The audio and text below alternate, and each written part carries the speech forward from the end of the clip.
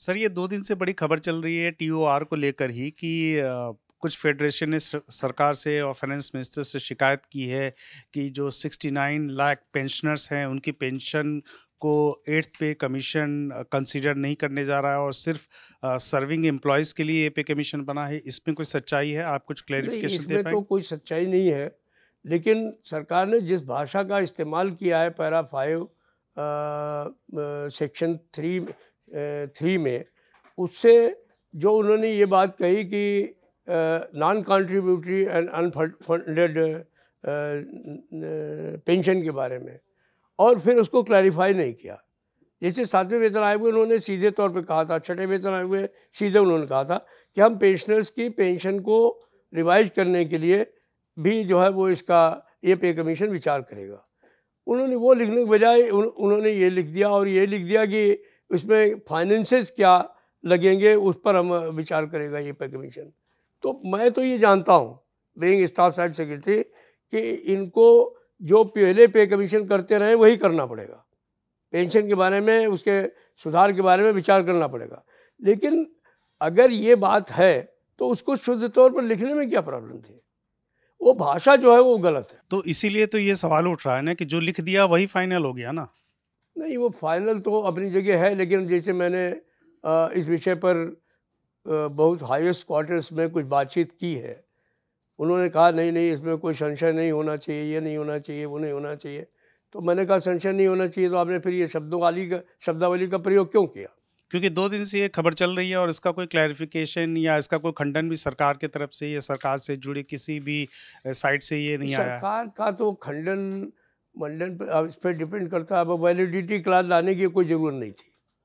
आपने पार्लियामेंट के अंदर एक छोटे से मुकदमे को लेकर के कि कंटेम्प्ट इशू हो गया, सरकार पार्लियामेंट के अंदर चली गई, तो ये चींटी को तोप से मारने वाली बात है कि नहीं है?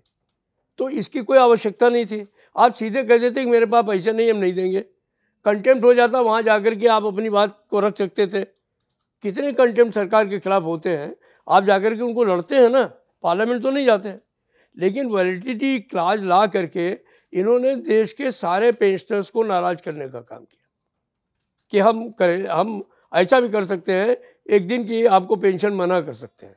लोगों के दिमाग में बैठ गया कि ऐसा हो सकता है। बट एक पॉलिटिकल पार्टी जो डेमोक्रेटिक तरीके से चुन करके सत्ता में आती है, वो ऐसे खतरनाक निर्णय ले, मैं ये भी सोचने के लिए विवश हो जाता हूँ कि कैसे ऐसा कैसे हो सकता है। बिकॉज इफ़ दे वांट कि ये कोई स्टेक होल्डर्स नहीं है या इस देश में पेंशनर्स का कोई वैल्यू नहीं है, ऐसा नहीं है। इस देश में आज पेंशनर्स जो है वो एक वोट बैंक है।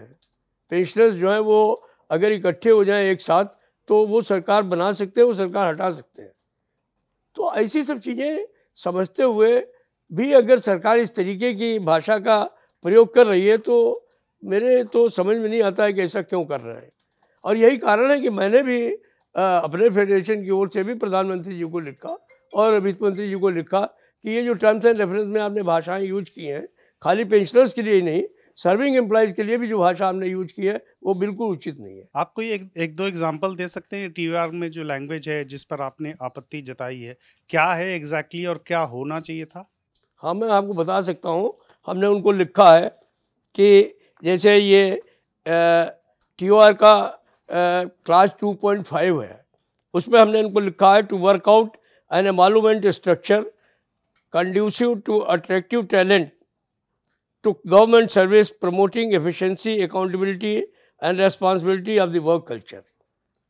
बजाय ये दूसरी चीज़ें लिखने के अगर इस तरीके की भाषा का इस्तेमाल करते तो उससे ये जो 2.5 जो इन्होंने इतना जो है वो हर्ट करने वाला बना दिया, वो उससे बचा जा सकता था। हमने ये भी लिखा कि 7वें वेतन आयोग ने इसको बहुत सरल भाषा में लिखा था। मैं वो भी आपको पढ़ के सुना देता हूँ। उन्होंने लिखा था to work out the framework for an emoluments structure linked with the need to attract the most suitable talent to government service, promote efficiency, accountability and responsibility in the work culture, and foster excellence in public governance with due regard to expectation of stakeholders। अब आप देखिए ये कितना प्यार से उसी भाषा को लिख दिया गया है। लेकिन ये हर्ट करने वाली नहीं है। ये कैसे हर्ट करेगा?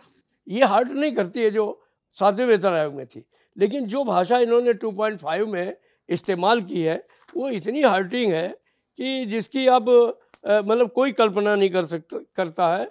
मैं वो भी आपको अभी बता देता हूँ कि इन्होंने 2.5 में आपको क्या कहा है। इसमें इन्होंने लिखा है the economic conditions in the country and need for the fiscal prudence.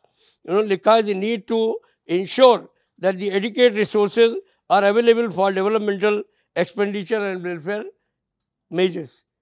भाई ये एक बात बताइए, ये कौन इनको रोकता है इन सब चीज़ों के? पर ये लाइन तो शायद मतलब जस्टिस रंजना प्रकाश और उनकी टीम के लिए होगा ना, कि बहुत ज़्यादा इमोशनल होकर, बहुत जोश में आकर ऐसी सिफारिश मत कर दीजिएगा कि खजाना खाली हो जाए सरकार का। वो उनके लिए तो हाई है, लेकिन ये जो हम लोग मेमोरेंडम देने जाते हैं हमारे लिए भी गाइडलाइन होती है। ये खाली लक्ष्मण रेखा जो है वो उस टीम के लिए ही नहीं है, हमारी टीम के लिए भी होती है। हम लोग भी कोशिश करते हैं कि अगर TOR कहीं पर है तो हम उस TOR के अंदर रहते हुए ही अपनी बातों को कह दें। तो ये थोड़ा सा प्रॉब्लमेटिक होता है। हालांकि हम लोग उस लक्ष्मण रेखा को कहीं ना कहीं से कोई रास्ता निकाल करके और अपने तरीके से प्रेजेंटेशन बना ही लेते हैं, बट ये भाषा ठीक नहीं है। अब आपने इसमें लिख दिया the unfunded cost of non contributory pension scheme. What does it mean? आप सीधे आप इसको लिख सकते थे जो पहले वाले पे कमीशन ने लिखा कि भाई ये पेंशनर्स के लिए ये लिखना चाहिए। हमने अभी इनको लिख करके भेजा है कि ये पिछले 7th CPC में ये था, to determine the principles which should govern the structure of pension and other retirement benefits including revision of pension in case of employees who have retired prior to the date of effect of these recommendations. बहुत सीधी बात थी। तो ये जो चीज़ें हैं वो काफ़ी लोगों को प्रॉब्लम क्रिएट कर रही हैं। हम लोगों ने इसमें तमाम चीज़ों को कहा है कि ये सब अनफंडेड कंट्रीब्यूटरी पेंशन स्कीम, इस तरीके के नाम लिखना ये सब उचित नहीं है। हमने इनको ये भी कहा कि आपको डेट मेंशन करनी चाहिए थी। 4th पे कमीशन का जो TOR है उसमें लिखा है कि 1/1/1986 से लागू होगा। 5th CPC ने कहा 1/1/1996 से लागू होगा। 6th CPC के TOR ने कहा कि 1/1/2006 से लागू होगा। 7th CPC के TOR ने कहा कि 1/1/2016 से लागू होगा। आप लोगों को लिखने में क्या प्रॉब्लम थी कि 8th CPC जो है वो 1/1/2026 से लागू होगा? Why they have left it?